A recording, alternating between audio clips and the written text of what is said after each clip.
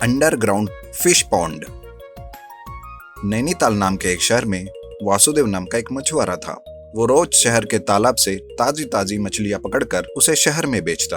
उसकी मछलियां ताजी होने के कारण लोग वासुदेव से ही मछली खरीदते थे, जिस वजह से बाकी के मछली बेचने वाले मछुआरे उससे बहुत नफरत करते थे। अरे यार, आखिर ये वासुदेव इतनी ताजी ताजी मछलियां कहाँ से लाता है?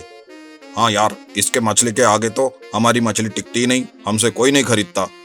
इसका तो कुछ ना कुछ करना ही पड़ेगा। ये सोचकर वो तीनों मछली वाले रात को गांव के फिश कमीशन में कमिश्नर से मिलने जाते हैं और कहते हैं, देखिए कमिश्नर साहब, इस वासुदेव की वजह से हमारा पूरा धंधा चौपट हो जा रहा है। आप जल्दी से इसका कुछ करें। जी हाँ साहब, ना जाने ये कहाँ से मछलियाँ लाता है। सारे शहर वाले इसकी मछली खरीदने टूट पड़ते हैं। अरे भाई, वो मेहनत करके ताजी ताजी मछलियां पकड़ता है और तुम लोग सड़ी गली और मरी हुई मछलियां भी लाकर बेचते हो। अरे तो क्या साहब, हम क्या धंधा करे ही नहीं? ऐसा नहीं चलेगा। आपको हमने चुनकर फिश कमीशन का कमिश्नर बनाया है, आपका तो कुछ करना ही पड़ेगा। ठीक है, अभी तुम लोग जाओ, मैं कुछ करता हूँ। ऐसा बोलकर कमिश्नर सबको घर भेज देता है और दूसरे दिन वासुदेव को अपने ऑफिस बुलाता है। वासुदेव कमिश्नर के ऑफिस जाता है। उसे कमिश्नर कहते हैं, देखो वासुदेव, तुम्हारी बहुत कंप्लेंट आ रही है शहर वालों से कि तुम सड़ी गली और मरी हुई मछलियां बेचते हो। इसलिए कमेटी ने यह तय किया है कि तुम्हारा नैनीताल के तालाब से मछली पकड़ने का ठेका रद्द करे। लेकिन सर जी, ये तो गलत खबर है। मैं हमेशा ही अच्छी और ताजी मछलियां बेचता हूँ, आप मेरे साथ ऐसा नहीं कर सकते। लेकिन कमिश्नर वासुदेव की एक भी बात नहीं सुनता और उसका नैनीताल के तालाब से मछलियां पकड़ने का ठेका रद्द कर देता है। अब क्या करे, इस चिंता में वासुदेव सोचता रहता है। अगर वो छुप छुप कर शहर के तालाब से मछलियां पकड़े तो किसी न किसी दिन पकड़े जाने का डर है, और दूसरे तालाब से लाने की कोशिश करे तो आसपास किसी शहर में तालाब नहीं है। करे तो क्या करे, इस सोच में वो पूरी रात जागता रहता है और घर के फिश पॉन्ड के पास आकर सोचता रहता है।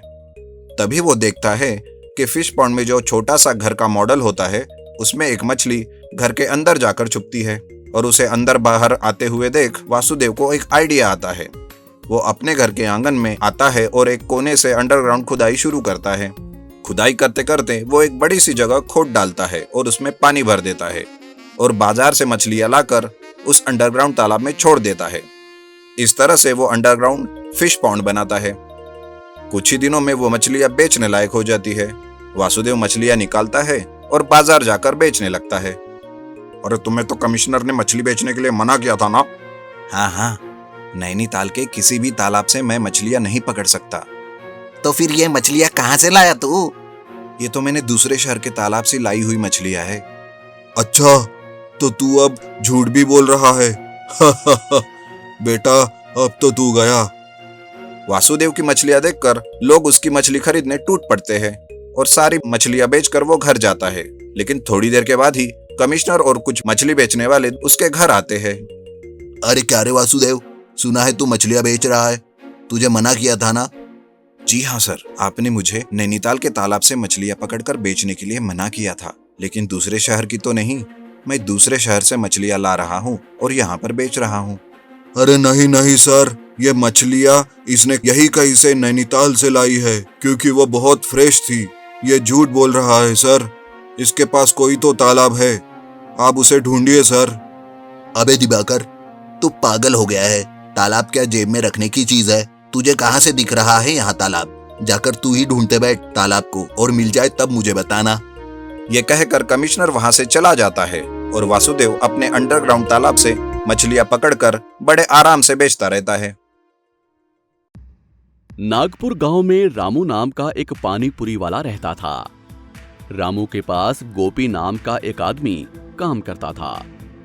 पानी पूरी और उसका मसाला गोपी खुद बनाता और बहुत ही स्वादिष्ट पानी पूरी बनाता था। रामू सिर्फ उसे बेचने का काम करता था। रामू जी, आपकी पानी पूरी बहुत ही स्वादिष्ट होती है।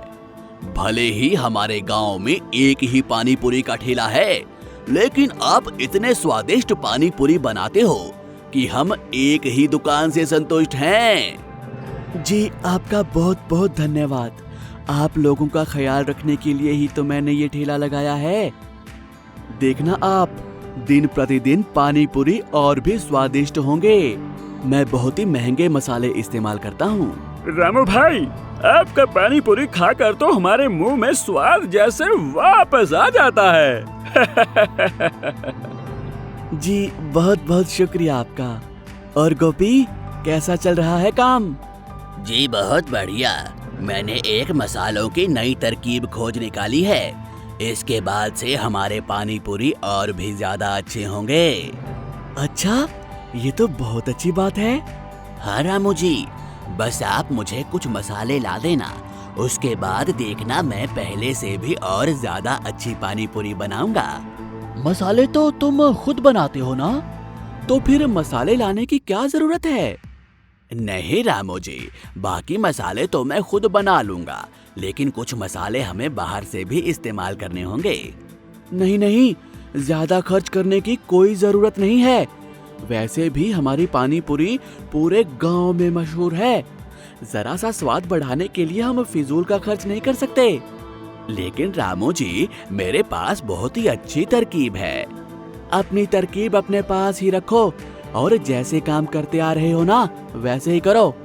गोपी उदास हो जाता है। जी जैसा आप कहें। और गोपी उदास मन से फिर से अपने काम पर लग जाता है। दूसरे दिन फिर से गोपी अपना पानी पूरी का ठेला लगाता है और ऐसे ही कुछ दिन बीत जाते हैं। एक दिन गोपी घबराते हुए रामू के घर जाता है। मालिक, मेरी बेटी की तबीयत बहुत खराब है। क्या आप मुझे 100 रुपए दे सकते हैं? मुझे उसको डॉक्टर के पास लेकर जाना है। देखो गोपी, तुम उतना काम नहीं करते जितना मैं तुम्हें पैसा देता हूँ, और ऊपर से तुम्हें 100 रुपए और चाहिए। नहीं गोपी, मैं तुम्हें पैसे नहीं दे सकता। लेकिन मालिक, मैं पूरा मन लगाकर काम करता हूँ और जितने पैसे आप मुझे देते हैं मैं उससे ज्यादा का ही काम करता हूँ। मुझसे जुबान लड़ाते हो? चले जाओ यहाँ से, और आज से काम पर आने की कोई जरूरत नहीं है। चलो भागो यहाँ से। गोपी उदास होकर वहाँ से अपने घर की तरफ चला जाता है और रास्ते भर सोचता रहता है। मैंने मालिक के लिए कितना अच्छा काम किया और बदले में मालिक ने मेरे साथ ऐसा व्यवहार किया। आज मुझे पता चला कि समय एक जैसा कभी नहीं रहता। अपनी बेटी के इलाज के लिए गोपी अपनी साइकिल बेचने चला जाता है। साइकिल बेचकर गोपी को कुछ पैसे मिल जाते हैं। साइकिल बेचकर तो मुझे काफी पैसे मिल चुके हैं। पहले मैं अपनी बेटी को डॉक्टर के पास लेकर जाऊंगा और उसके बाद सोच लूंगा कि आगे क्या करना है। डॉक्टर को 100 रुपए देने के बाद मेरे पास 400 रुपए बचे हैं। इससे मैं क्यों ना अपना पानी पूरी का ठेला लगा लूं। और दूसरे दिन से गोपी ठीक वैसा ही करता है। पानी पूरी ले लो, पानी पूरी। गोपी की स्वादिष्ट पानी पूरी ले लो, पानी पूरी। गांव के सबसे मशहूर ठेले से ही पानी पूरी लो। रामू का ठेला सबसे मशहूर ठेला। रामू के रहते गांव में कोई और पानी पूरी वाला अपना व्यापार नहीं कर सकता। आपने सही कहा मिस्टर जी, रामू का पानी पूरी ही सबसे अच्छा होता है। उन्हें तो पता ही नहीं है कि वो जो पानी पूरी खा रहे हैं वो मेरी ही बनाई हुई है। कोई बात नहीं, कभी ना कभी तो उन्हें मेरी पानी पूरी चखनी ही होगी। ऐसे ही एक हफ्ता बीत जाता है। अब धीरे धीरे रामू के पास गोपी की बनाई हुई पानी पूरी के मसाले खत्म हो जाते हैं। एक दिन रामू पानी पूरी बेच रहा था। अरे रामू जी, आज की पानी पूरी बहुत ही गंदी बनी है। हाँ भाई, आज की पानी पूरी सच में बहुत ही ज्यादा घटिया बनी है। पानी पूरी बनाना भूल चुके हो क्या? जी, आज मेरी थोड़ी तबीयत खराब थी।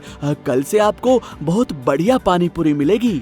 दूसरे दिन फिर से सबको रामू की पानी पूरी पसंद नहीं आती। अरे चलो भाई, चलो यहाँ से। क्यों ना आज गोपी का पानी पूरी चखा जाए। सब लोग गोपी के पास चले जाते हैं। अरे गोपी, हमारे लिए 1 प्लेट पानी पूरी लगा दो। जी अभी लगाता हूँ। जैसे ही वो गोपी की बनाई पानी पूरी खाते हैं, वे अचंभित रह जाते हैं। वाह भाई वाह, गोपी, तुम्हारे पानी पूरी की तो बात ही निराली है। अगर हमें पता होता कि तुम इतनी अच्छी पानी पूरी बनाते हो तो हम पहले दिन से ही तुम्हारे पास आते। सच कहता हूँ गोपी, आज तक हमने इतनी अच्छी पानी पूरी कभी नहीं खाई। धीरे धीरे पूरे गांव में बात फैल जाती है कि गोपी की बनाई हुई पानी पूरी को खाकर लोग उसका स्वाद नहीं भूल पा रहे हैं। ये खबर जमींदार के पास भी पहुंचती है।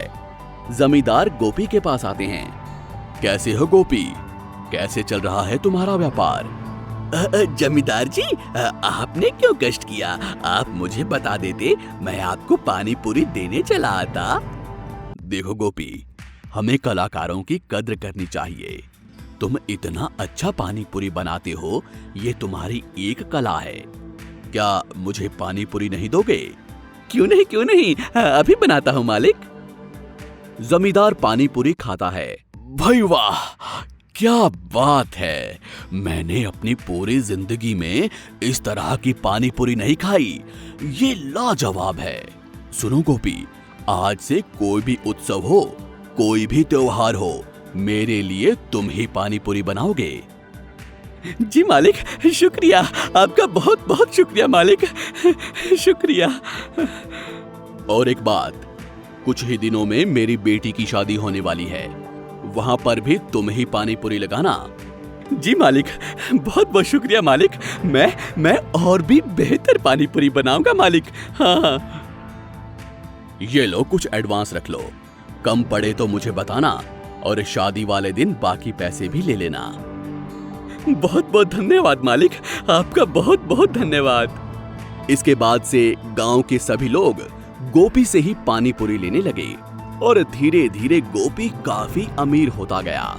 और दूसरी तरफ रामू की पानी पूरी ना बिकने पर उसकी हालत बहुत खराब होने लगी और उसे अपना पानी पूरी का ठेला बंद करना पड़ा।